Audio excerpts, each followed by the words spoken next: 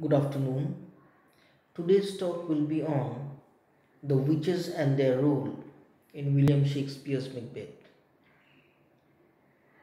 An obviously intriguing question that has come down to readers across the ages is what purpose do the witches serve in Macbeth other than the obvious? Shakespeare wrote Macbeth at a time when interest in witchcraft in England bordered on hysteria. Witches were blamed for causing illness, death, and disaster, and were thought to punish their enemies by giving them nightmares, making their crops fail, and their animals sicken. Witches were thought to allow the devil to settle from them in the form of an animal, such as Grimalkin and Paddock, the grey cat and toad mentioned in The Witches in Act 1, Scene 1 of Macbeth.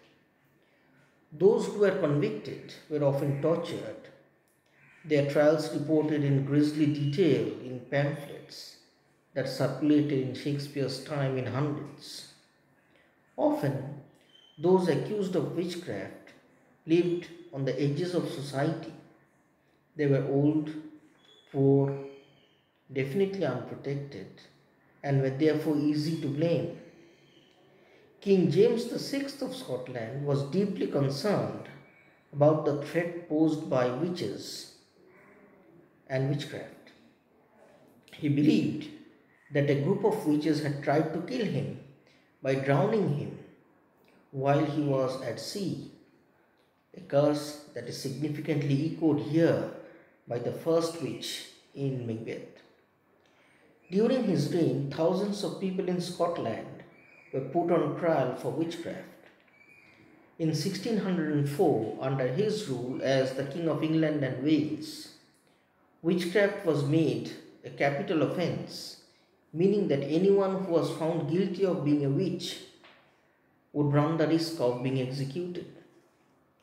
When Shakespeare wrote Macbeth in 1606, he knew that his audience would have felt a mixture of fear and fascination for the three weird sisters, their imaginations captivated by the mysterious meeting on the desolate heath with which Macbeth begins.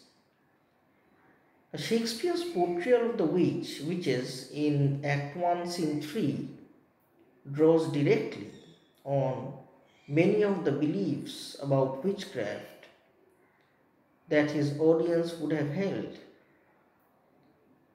It was usually believed that witches harmed animals, as when the second witch reports in Macbeth matter-of-factly that she has been killing swine.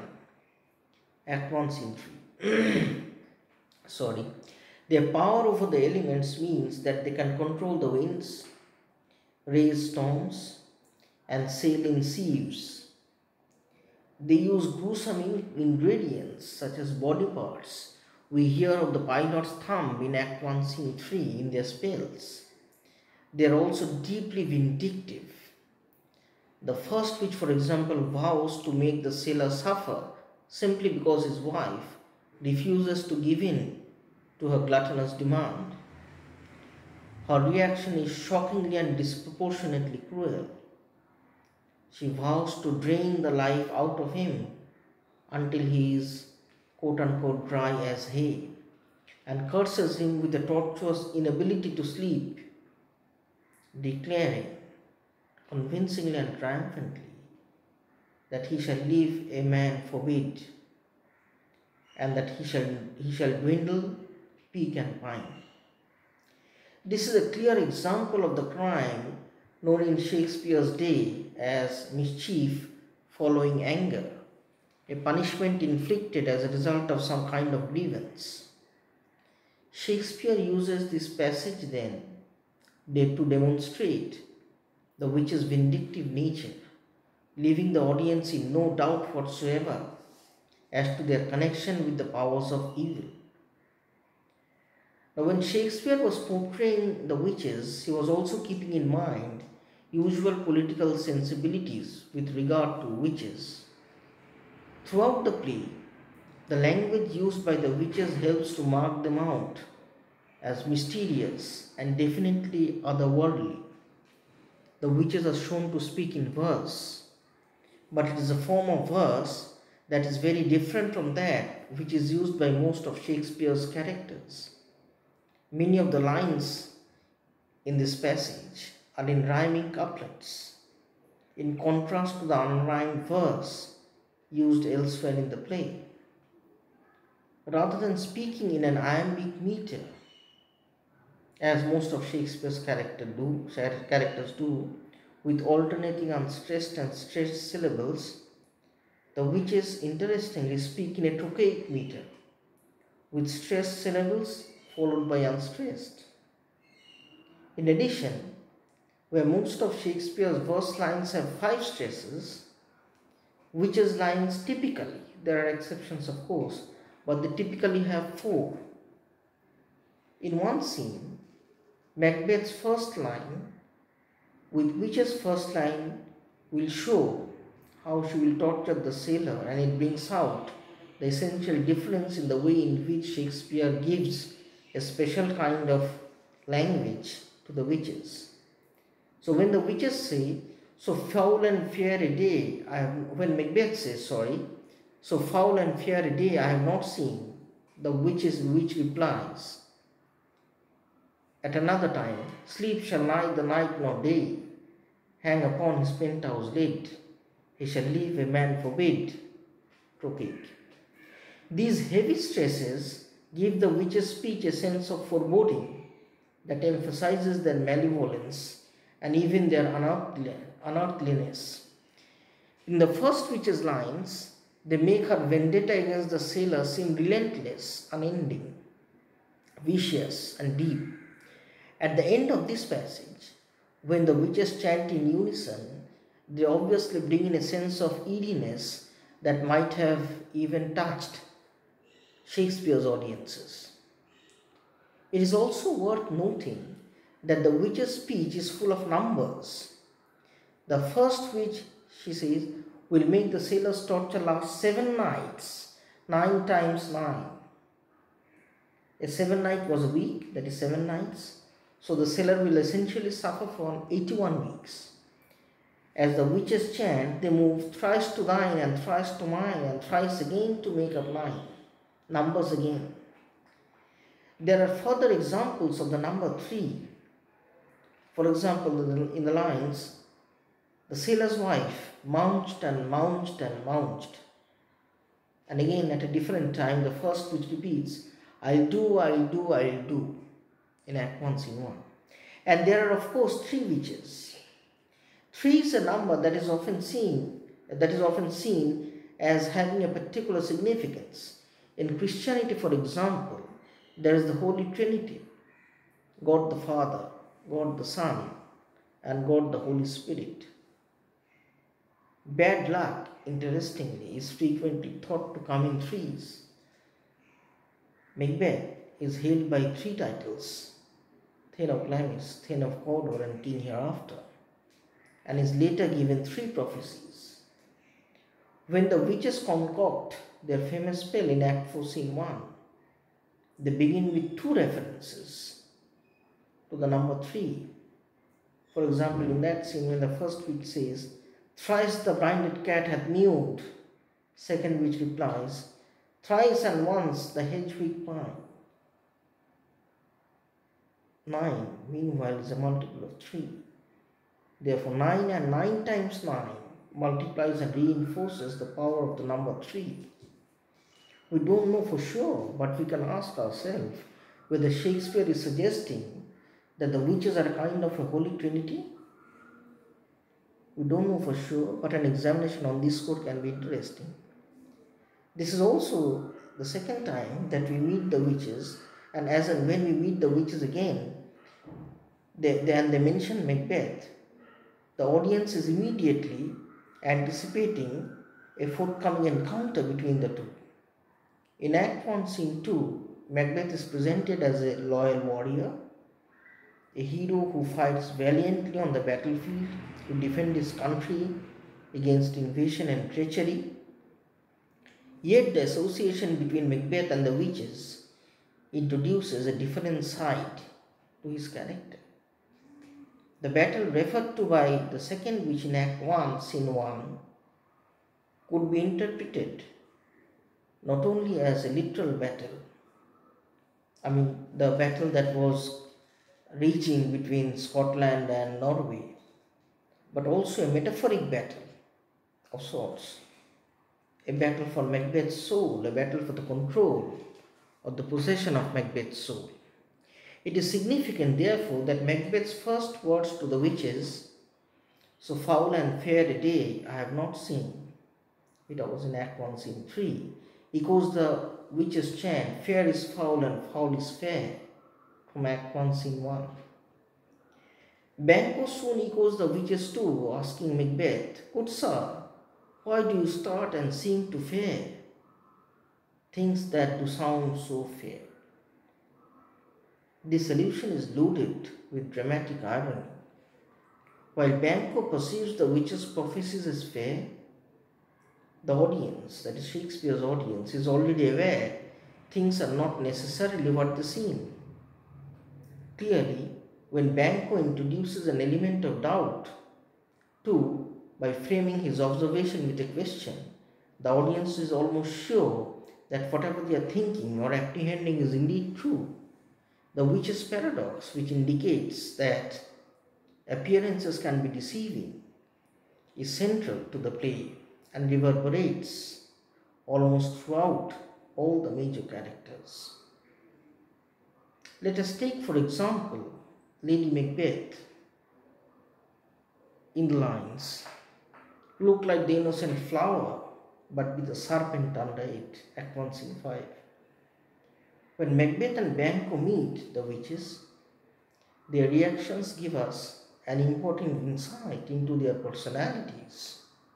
Apparently, Banquo is unafraid, but Macbeth starts or flinches and seems rapt, so mystified by their greeting, that is the greeting of the witches, that he is rendered speechless.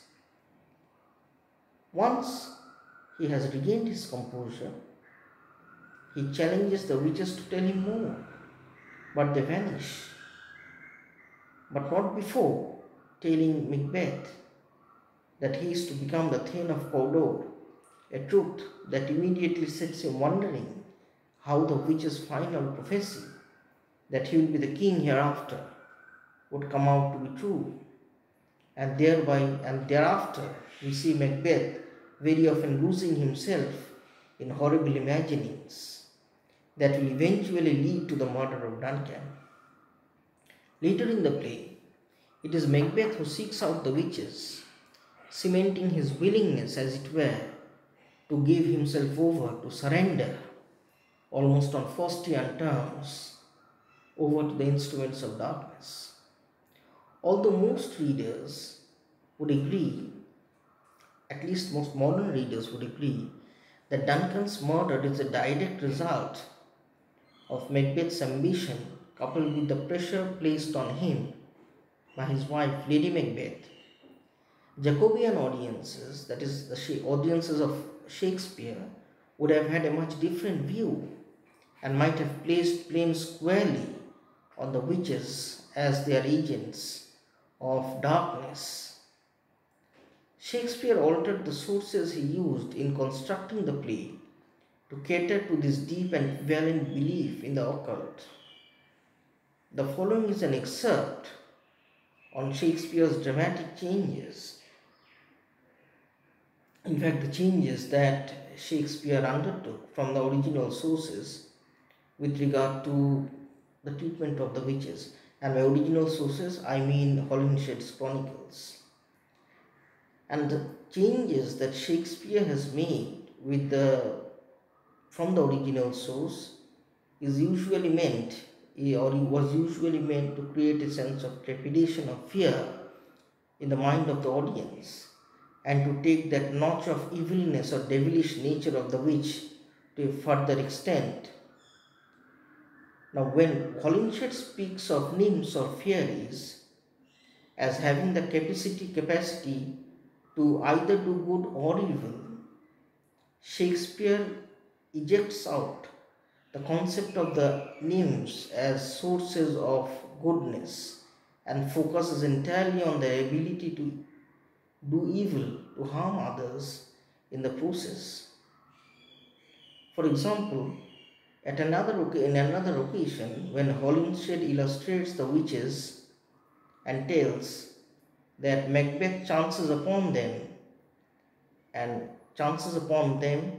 to surrender essentially to the influence of the witches in contrast to Banquo, we find Shakespeare transferring that particular thought directly into a very interesting exchange when Banquo says, for example, "What are these, so withered and so wild in their attire, that look not like the inhabitants of the earth and yet are on it? Live you, or are you aught that man may question?" And again, after a few lines, we see, "By each one her choppy finger laying upon her skinny lips, you should be women, and yet your beards forbid me to interpret that you are so."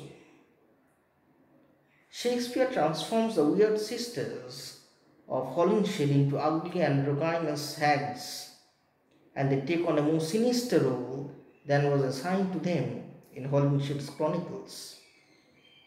Shakespeare's sisters, we see, are far more theatrically captivating than the nymphs found in Holinshed's text.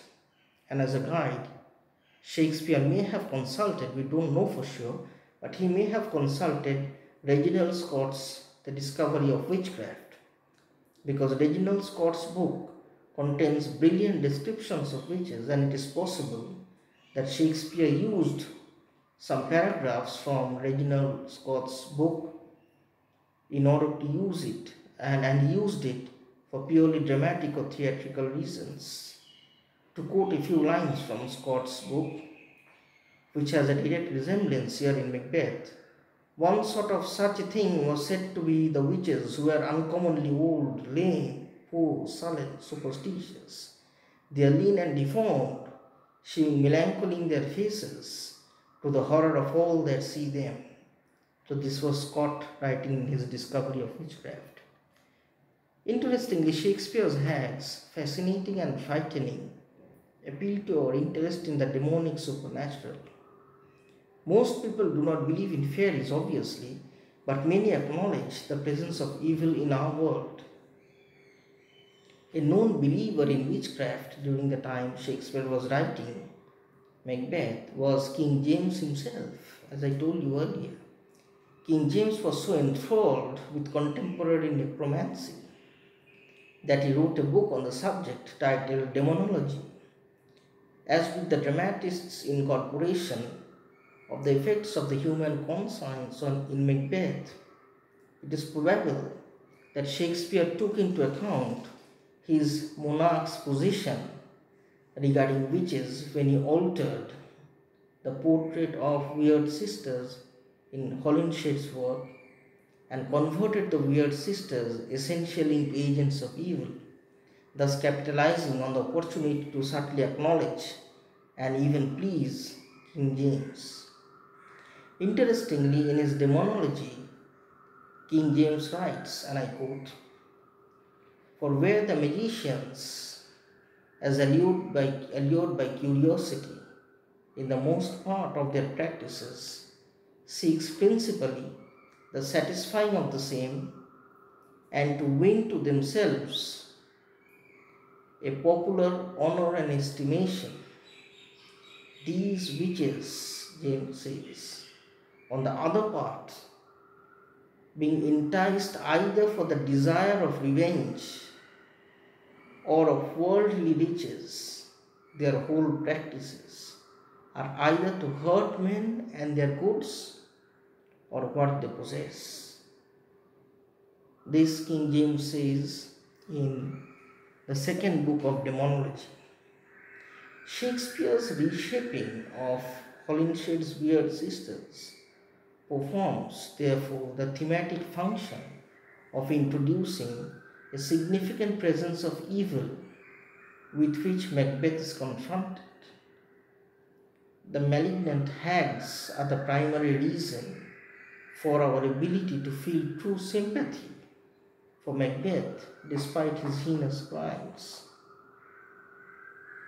For example, most readers today would know and understand that Macbeth and Lady Macbeth breathe in a region so vast that good and evil, viewed from very high, become almost indifferent and much less important than the sheer act of breathing. The metamorphosis of Holinshed's nymphs into demonic agents lessens somewhat the hero's culpability in doing evil. That is, Macbeth's will to act diminishes in favor of degrees of slavery to fate, or in favor of degrees of slavery to witches. And the extent to which he surrenders himself to the witches is essentially the extent to which he can dive deep into evil in Macbeth. Thank you.